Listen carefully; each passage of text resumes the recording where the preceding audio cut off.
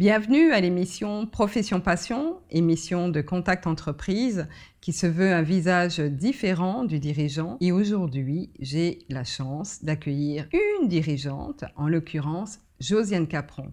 Bonjour Josiane. Bonjour Flora. Josiane, tu es à la fois gérante des sacheries Capron, également présidente de la MPI, l'association martiniquaise pour la promotion de l'industrie. Alors, comment ça va aujourd'hui? Eh bien, ça va bien, il faut que ça aille. Hein. On ne peut pas se laisser, disons, avoir par les événements, par, disons, une ambiance qui pourrait paraître morose. Hein, non, il faut aller de l'avant. Et oui, et puis en fait, ça, c'est la vie quasiment quotidienne du dirigeant. Tout à fait. Alors, nous commençons très bien.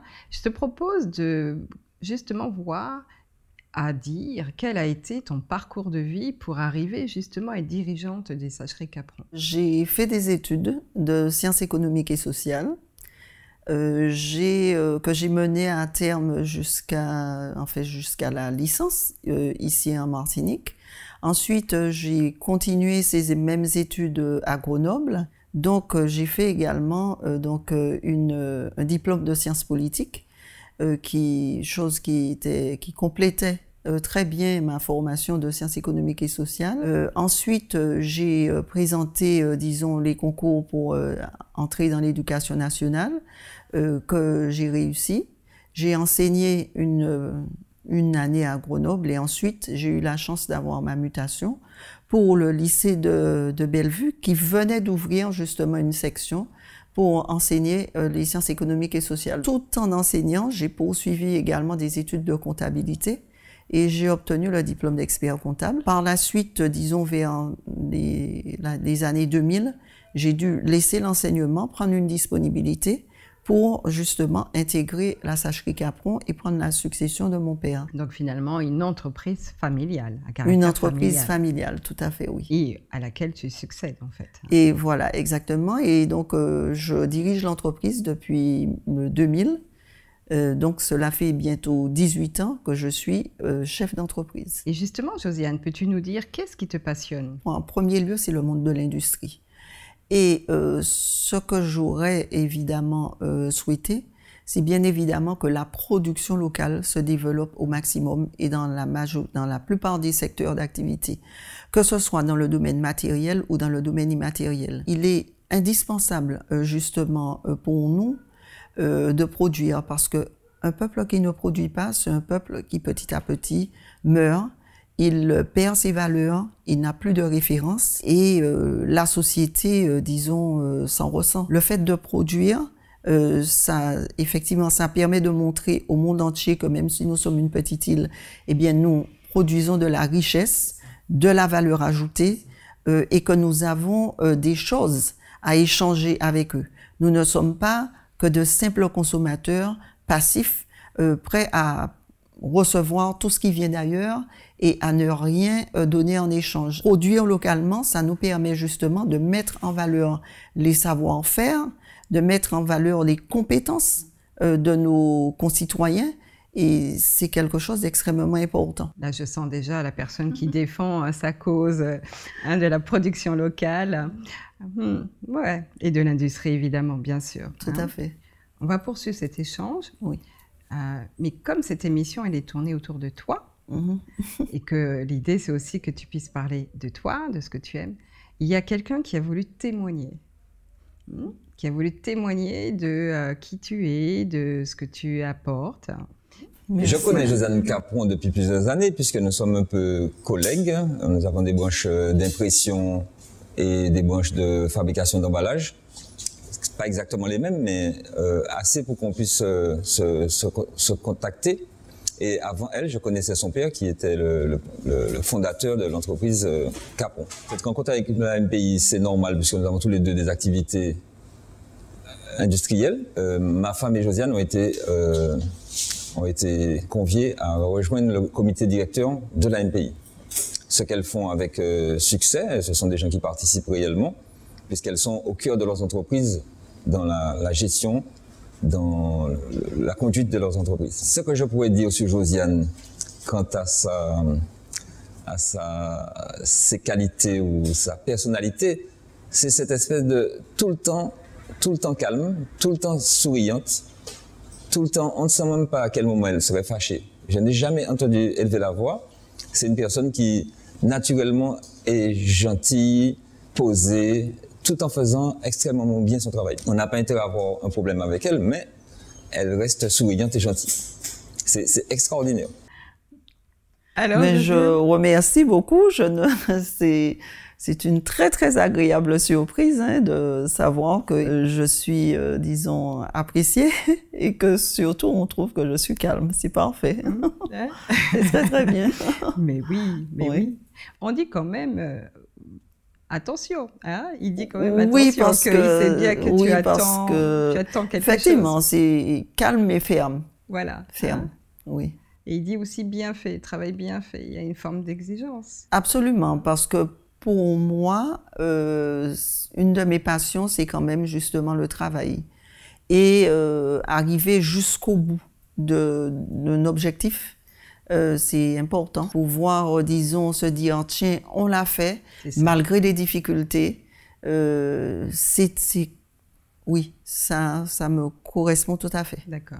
C'est comme une forme de satisfaction aussi. Absolument. Ça, hein? Personnelle, mais en plus, quand cette satisfaction est partagée, c'est vraiment le summum. C'est ça. Donc, tu aimes aussi travailler avec les autres. J'aime beaucoup travailler avec les autres. D'ailleurs, justement, une entreprise, c'est pas une personne hein, qui réussit, c'est une équipe. C'est l'équipe qui gagne. Et avant tout, c'est cela qu'il faut privilégier, c'est le collectif avant l'individuel. Alors, Josiane, puisqu'on parle du calme et de l'efficacité, pour autant, quelles sont les causes hein, qui te font te battre, tu vois, avec beaucoup de force, justement? La cause de l'industrie, pour moi, est quand même très importante, puisque nous sommes, nous sommes confrontés, malheureusement ou heureusement, parce qu'il en faut, à une concurrence qui, parfois, est vraiment excessive. Les petits poussets que nous sommes, nous devons nous battre pour rester sur nos marchés et démontrer nos savoir-faire. Il y a bien sûr cet aspect qui me passionne énormément. La construction, par exemple, de filières entre nous, ce serait un de mes objectifs. Maintenant, en dehors de cela, il y a d'autres causes hein, qui me passionnent. Par exemple, le combat que mènent les femmes pour se faire reconnaître, pour pouvoir, disons, évoluer dans la société. Les associations qui s'en occupent, je les trouve tout à fait admirables. Je n'ai pas le temps, disons, d'y participer vraiment concrètement, mais en tout cas, je soutiens chaque fois que je peux, et c'est important, c'est très très important. Oui, on le sent dans ta manière de le dire, et c'est presque à se demander si tu n'aurais pas aussi envie d'y apporter une contribution plus grande encore. Lorsque je ne serai peut-être plus autant prise professionnellement, intégrer une association, disons, s'occupant de cette cause en particulier, moi, alors là, sans aucun problème. Volontiers, tu diras. Oui, volontiers, volontiers. Est-ce qu'il y a tout de même pour autant des choses qui t'irritent, des choses qui te préoccupent, et c'est quoi? Il y a plusieurs choses qui m'irritent. Et en particulier, ce que je trouve très désagréable, c'est que depuis un certain nombre d'années, il me semble que le manque de dialogue est ce qui est en train de prévaloir. On ne se parle pas, on s'affronte, on s'exprime par la violence, et pour aboutir à quoi? À des situations de blocage et qui débouchent sur des crises, et après, il est extrêmement difficile de tenter enfin de rétablir un dialogue pour accepter de se parler. Alors, ce n'est pas seulement dans le monde du travail que nous trouvons cela, hein, mais nous trouvons ça partout, entre les générations, où est le dialogue. Il y a de la méfiance, il y a, disons, de l'opposition. Ah, les jeunes sont comme ci, c'est comme ça, ou alors les jeunes vont vous dire, c'est vieux monde, non, il n'y a pas qu'à comprendre rien, et donc on tourne en rond. Et on se retrouve dans une société qui est bloquée, où on se tourne le dos, et ce n'est pas très productif. Et selon toi, quelles seraient les valeurs qui permettraient de surmonter ce type de situation? Je pense que la première des valeurs serait le respect. Le respect de l'autre, de ses convictions, qui nous amènerait à prendre le temps d'écouter. L'écoute mutuelle. L'écoute mutuelle qui amène à la compréhension de l'autre et à essayer de trouver un terrain d'entente. Ça serait extraordinaire qu'on retrouve cette valeur qui me semble là aussi en plein délitement. Hein. Ça semble te rendre triste, hein? C'est pas d'irritation seulement, c'est presque de la tristesse ou du regret. Du regret parce que, surtout au plan de la Martinique, hein, on n'était pas comme cela avant. Alors peut-être qu'effectivement, c'est vrai qu'on dira, bon, c'est une question d'âge ou bien voilà, elle est comme toutes les personnes qui ont un certain âge. Elle commence à radoter, le temps d'avant, le temps du pas. Non, le respect, ça commence aussi par la politesse. Avant, tout le monde se disait bonjour, qu'on se connaisse ou pas. Donc ça rappelle aux valeurs finalement. Voilà, exactement, nos valeurs essentielles. Les retrouver. Exactement. Hein? En Martinique, il faudrait les retrouver. Et on donnerait du sens. Et retrouver du coup du sens par le fait de retrouver les valeurs. Tout à fait. Et donc du coup plus se rapprocher, hein, c'est ça. Voilà voilà un de mes rêves. Retrouver la notion de respect, la notion de partage. Le respect amène aussi à la convivialité, échanger sur le mode de l'attention, sur le mode de l'attention à l'autre. Oh oui, ouais, j'aime beaucoup ça. Tu sais, ce qui ressort, en tout cas à t'écouter, j'ai l'impression que tu veux revenir à des valeurs, mais presque de simplicité, tu vois. Donc le côté un peu essentiel. À partir du moment où on respecte la personne qui est en face de soi, et on n'a plus de barrières. Les oppositions s'éteignent, se calment, se mettent en sourdine. Et là, disons, on a un échange humain. On redevient dans l'humain, dans l'humanité. C'est ça. Tu sais que ça me parle beaucoup, ça. Ça me parle énormément. Alors, Josiane, on est arrivé à un endroit, un moment important de cette émission, qui est un peu le moment culte, où l'idée, c'est que tu apportes quelque chose qui soit encore plus de toi. Et ben voilà, donc la seule question, c'est avec quoi tu es arrivé? Qu'est-ce que tu as envie de partager qui soit vraiment relié à ta personne? J'ai deux choses. Peut-être que c'est un petit peu trop, mais en tout cas, j'ai deux choses à partager. Alors, on va les prendre les deux.